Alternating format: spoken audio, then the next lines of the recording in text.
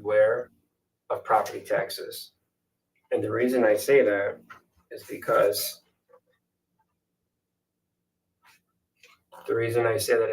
you guys have to make sure that when you're looking at property taxes, a lot of times these property taxes are not correct.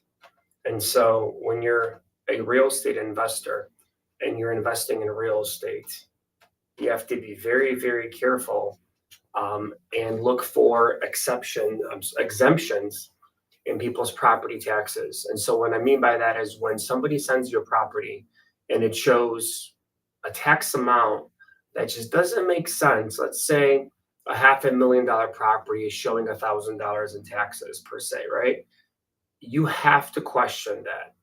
If you don't question that and you purchase that property, you might go from a cash flowing asset to a non-cash flowing asset.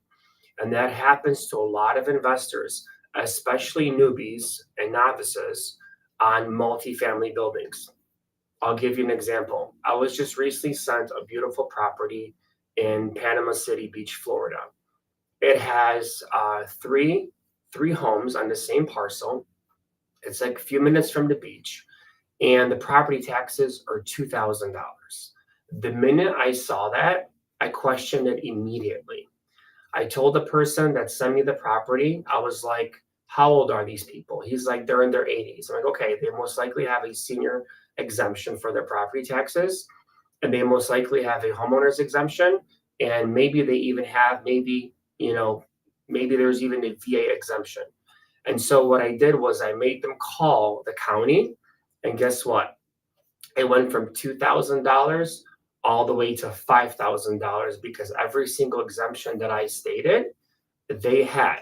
I'm not sure if they had a VA exemption, but they had the other two exemptions. And so you have to be very careful when you're underwriting these properties because different states, like Texas, for example, if you're a disabled veteran, you have 100% VA property exemption, right? So you have to understand when you're looking at and underwriting properties, if the property taxes just don't make sense, please double check and make sure that your underwriting is correct. Because what's going to happen is you're going to underwrite a property, you're going to buy it, and then you're going to get this property tax bill that could be double or triple of what you thought it was going to be.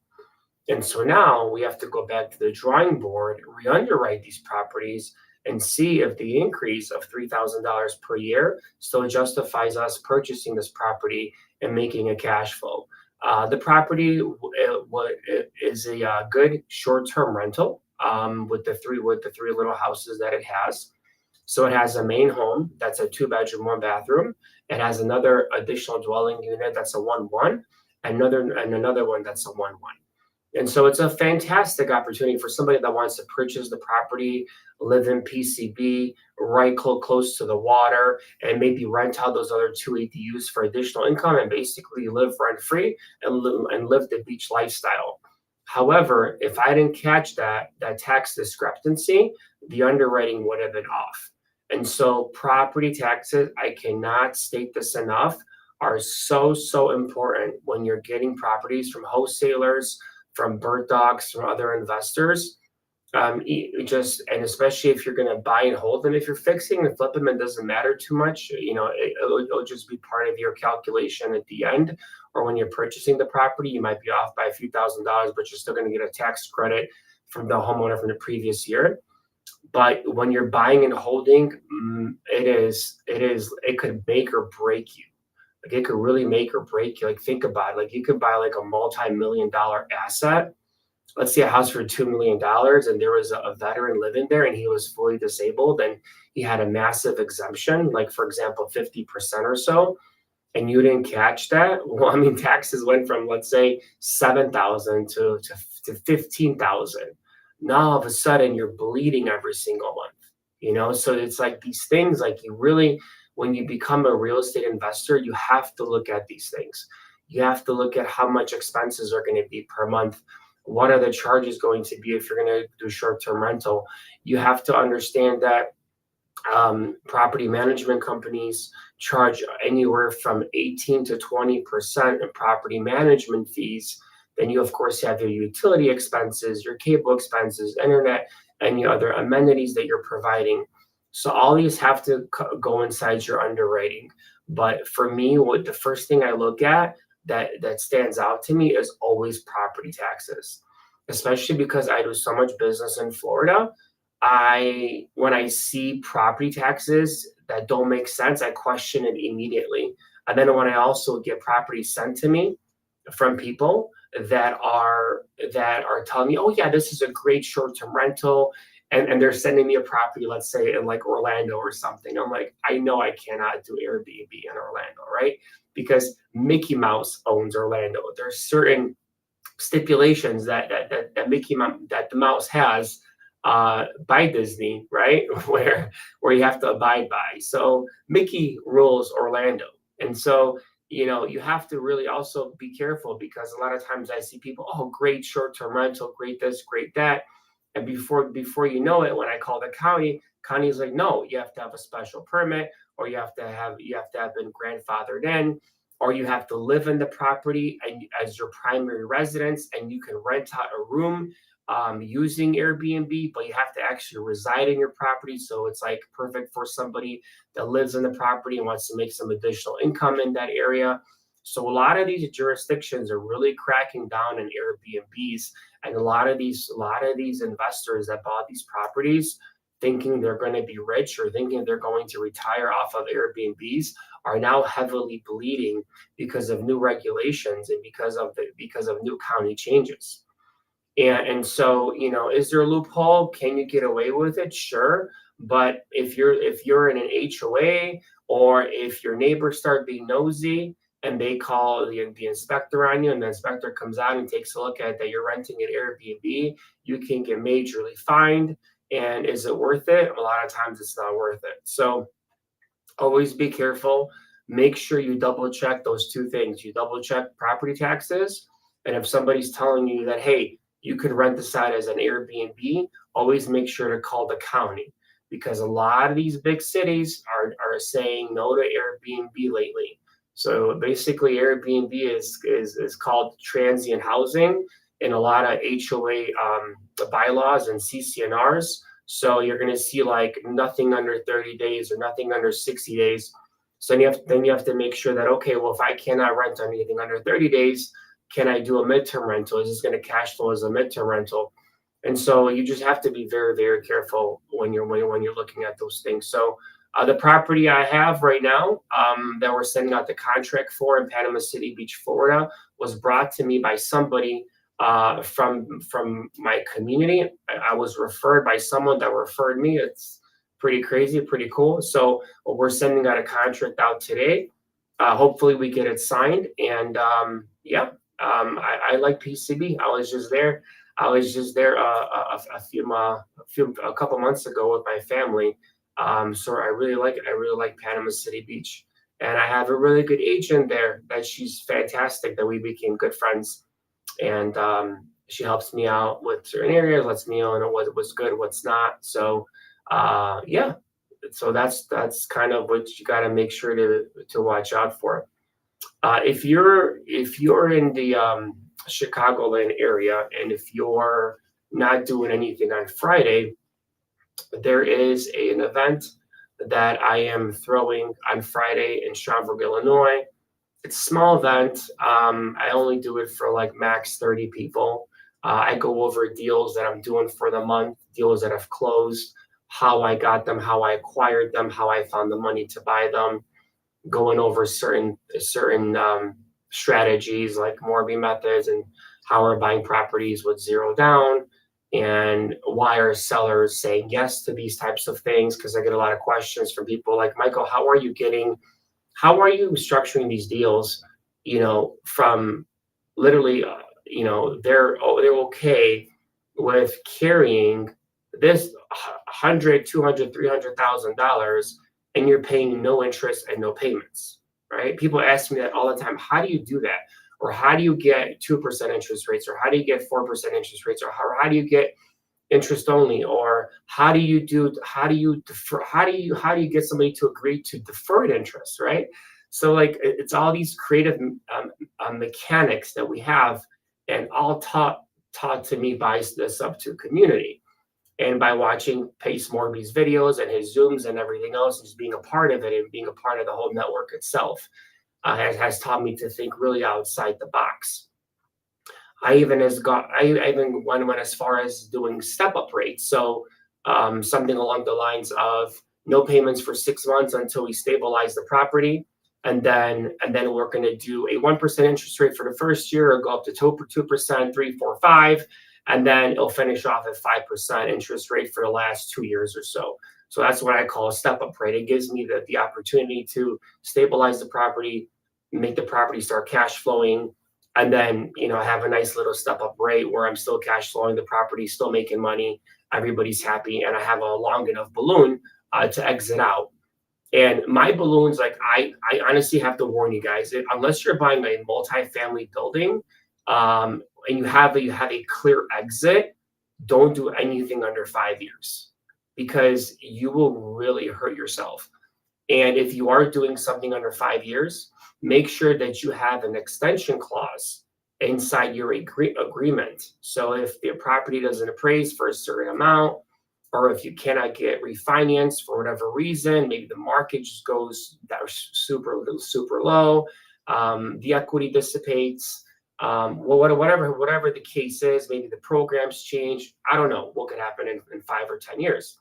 Make sure you have some sort of clause in there, because what's going to happen is you're going to be put in a corner, and you don't want to be put in that corner. With that little clause, that extension clause, that is such a peace of mind for you. And if you have investors or capital partners in the deal, that will either save or break you. I've seen one deal break people completely. People vanish off the face of this earth. They don't want to show their faces anymore. Their partners are calling them, "Hey, what's going on with this deal? Like, I got all this money in this deal. Why am I? What's going on here? Like, the balloon's coming up. Like, what's happening?" And people have like 50, 100, 200 grand in these deals, and then the balloon pops up, and then they don't have the money to refinance, or there's not enough equity to refinance because they bought in a Class C area, right, where there was not much appreciation. I see that happening a lot. They bought it. They thought it was, oh, great. I got such a great deal on it. I have a 5-year balloon, and the 5-year balloon hits, and the house appreciated maybe like 5%, right? Because it was in a Class C area. So I personally myself, I don't buy in Class C or D areas, because those areas are typically more for like government housing, Section 8, like really good cash flowing areas. If you want to do Section 8, I'm not into that. I like appreciation and growth. That's where I see opportunities for myself and for generational wealth to leave for my family. If you want a lot of cash flow and no appreciation, you can buy in Class D, Class C minus areas, Class F areas, even, in the hood, if you want to buy in, for lack of better words, right? In a really bad neighborhood, you'll get the properties for cheap, but you're not going to see any appreciation in those areas, unless for however reason you're some kind of crazy market forecaster, and that area is going to be redeveloped in the next 5 years, or you have some insider information. I don't know. Maybe you do, maybe you don't. But for me, I like the big areas. I like the Class B areas, C plus areas. It's got to be a B or a C plus, and of course A is expensive, but we have different exits for A, right? So I have a partner, and she does Airbnbs, but she knows how to do them extremely well, and she has very good exits, and she knows how to run them, right? And she knows how to run them and how to capitalize the maximum potential on her Airbnbs. And the properties she owns are in Class A and Class B areas, right? So you have people that are coming there with their families, that have money, that want to spend money, and are okay spending a lot of money. You can't expect a person to come to a Class C area and do the exact same thing, and for you to still cash flow on an Airbnb if there's like 20, 30 different Airbnbs surrounding that area. And they are basically offering the same housing, the same look, the same interior, the same amenities, but they're all undercutting each other because they're oversaturated. So yeah, those are the kind of things that I've learned over the last couple of years. doing stuff too, and doing working with different types of people that have different skills, have different avatars, and have taught me a lot, and I'm very grateful for. You know who you are, right? You know who you are because I do business with you. I own properties with some of you. We've done flips together, right? So you've given me advice. Some of you have helped me fill units before. um yeah, just overall, just great community. I can't say it enough. Just a overall great community. But I don't know, I mean, tomorrow is Thanksgiving. I'm excited for Thanksgiving.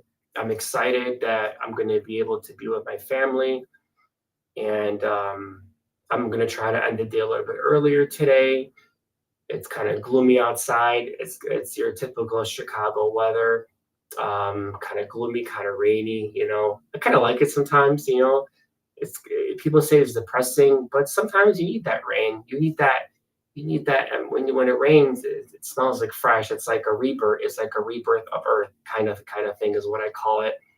Especially when it snows and it gets cold, it kills all the bacteria, kills all the disease. Everything that's been dying just dies, and it just slowly it slowly rises, like just like a rebirth. I call it the rebirth of Earth, I guess, when it gets really cold here, and then it becomes warm. So um yeah, and then if you guys are looking for any sort of transactional lending on Morby methods, or if you're a wholesaler and if you're looking for quick funds because you don't want to disclose your assignment fee because it's too high, or if you want to do a Morby, you have to be more creative on that as well.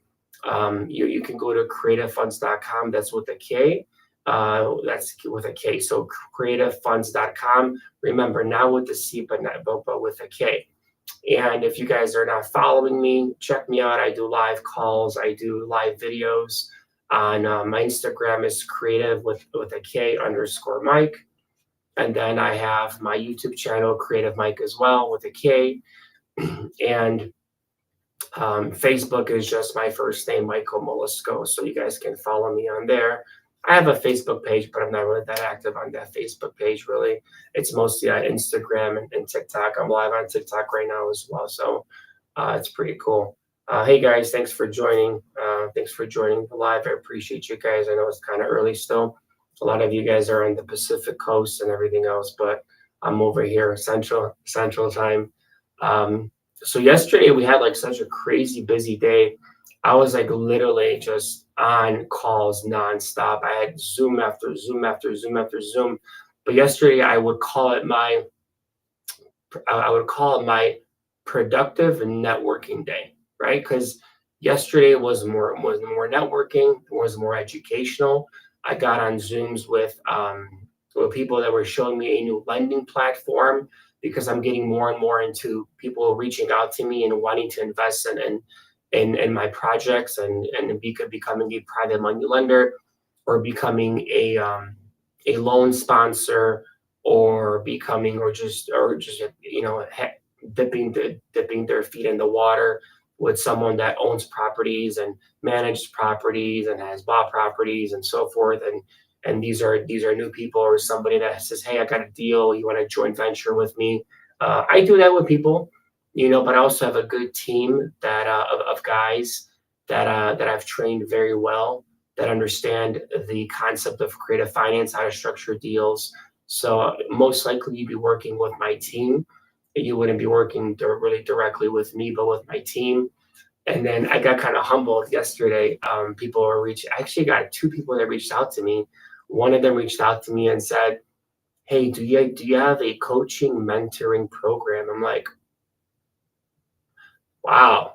I'm like, I haven't really thought about that one yet, but I mean, yeah, I guess I could have one.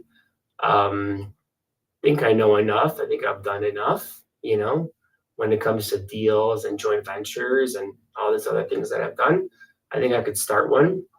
So it's kind of getting, I'm really busy, so I probably would pick only like a few people, like one-on-ones if I would do it.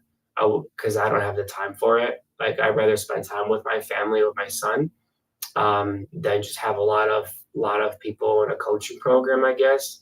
But if somebody's like super serious and and is willing to invest in themselves, I guess we could have a conversation.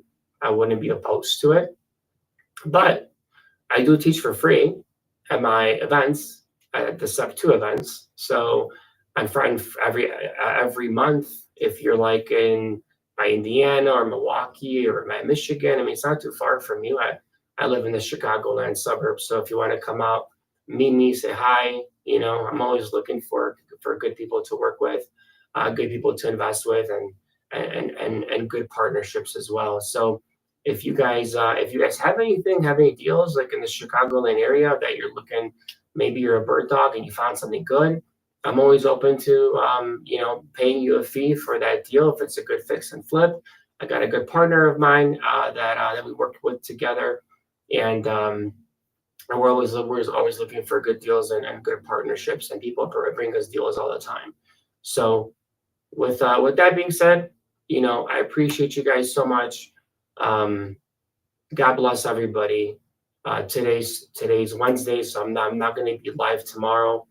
But first of all, thank you for following me. Thank you for your comments. Thank you for your kindness. I really appreciate it. Thank you for coming up to me, saying hi at some of these events that I go to. I'm going to be traveling probably this month.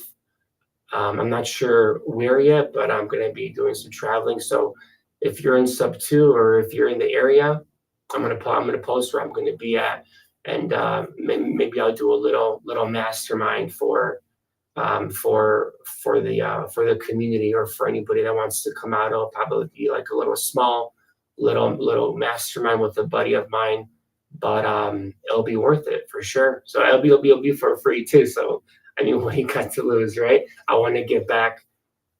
Joining Sub 2 has been a blessing in my life. Meeting Pace has been a blessing. And I told him when he was here in Chicago, I'm like, listen, Pace, like I want to give back to the people. I want to share my knowledge with them. I want to share what I'm doing, what I've done, because I think I should be doing more. But I've only been in the community for about 2 years, and it's really changed my life, my trajectory for the future, for myself and for my family. I'm building not only today's active income, but I'm building generational wealth as well.